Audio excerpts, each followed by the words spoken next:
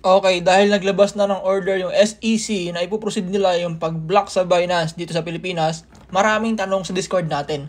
Paano daw ba maglipat ng asset from Binance to OKX? Dahil OKX yung ginagamit natin ngayon eh. Nagawan ko na ito ng video before, Binance to Mexi. So ngayon naman, Binance to OKX. Actually, parehas lang naman siya, pero sige, ito, game. Unang-una, pumunta ka sa OKX mo. Pumunta ka dyan. Pumunta ka sa assets. Yan. Tapos, click mo is yung deposit.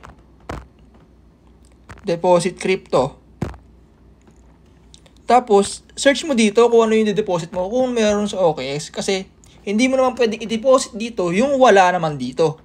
Alright? For example, USDT. Ayan, popular USDT. Wala, search mo dito. USDT. Yan. Tapos, select ka ng network. Wala dito sa OKX din na BEP20 network. Okay? So, pwede mong gamitin is Arbitrum, Optimism, kaya TRC20. Alright? So, gamitin ko TRC. Copy mo lang to. Copy mo yung address. Tapos, punta ka sa Binance mo. Wallets. Sa baba, wallets. Tapos, hanapin mo USDT mo. USDT. Tapos, withdraw. Oops, withdraw. Via crypto network.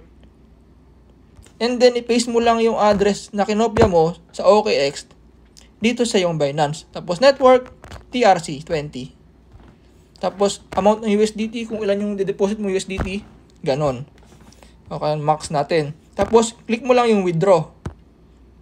Tapos, yun na. Confirm mo lang, mapupunta na yan dun sa iyong OKX. Back mo muna. Kasi hindi pa naman maglilipat. Tapos, ito example. Meron akong portal, meron akong Arkham. Tingnan natin kung meron siya sa OKX. Walang Arkham sa OKX.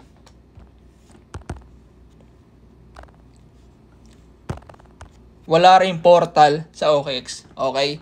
So, bago kayo maglipat, bago nyo i-deposit, syempre, make sure na nandoon sa paglilipatan nyo. Kasi nga, paano mo ililipat kung wala naman doon? Alright? So, ganun lang naman. Para makita mo kung saan available to, ayan, diba, ito dalawa, Portal and Arkham. Para makita mo pa yung ibang exchange, punta tayo dito sa CoinMarketCap para makita mo kung saan siya pwedeng ilipat. So, gaya nitong Portal,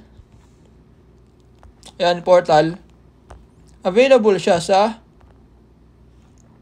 ayan, ito yung pwede mo paglipatan. Yan, yan, yan. So, ikaw na mamili. Okay?